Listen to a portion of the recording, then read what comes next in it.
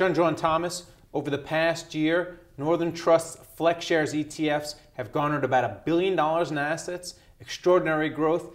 Two of those ETFs are TIPS ETFs. Now, why are they doing so well in this low inflation environment?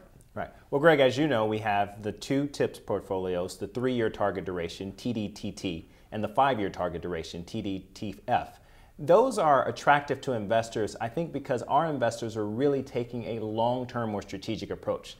They understand while there's not a lot of unexpected inflation, inflation is always a challenge to your portfolio, particularly in this low rate environment that really depresses the returns on fixed income securities. So I think our value proposition of thinking about the long term and how these products with their unique target duration aspect benefit the portfolio is really resonating with investors. And if you're worried about inflation, you can also buy your Natural Resources ETF.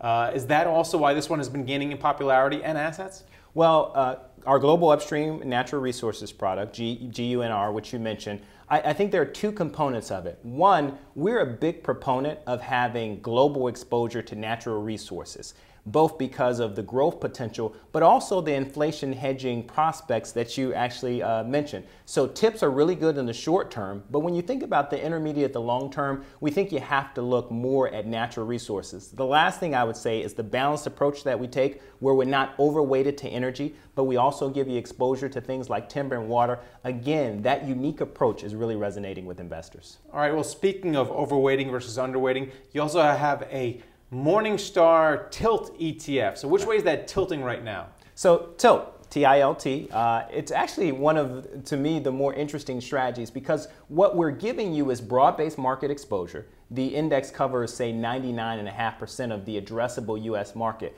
but that tilt is to small cap and value stocks. So we give you much more exposure into the small cap capitalization stocks and those value orientations. And so I think what people are gravitating towards is the ability to capture that risk premium that's associated with those while you're not giving up any of the core U.S. exposure that you would want to have in that kind of product.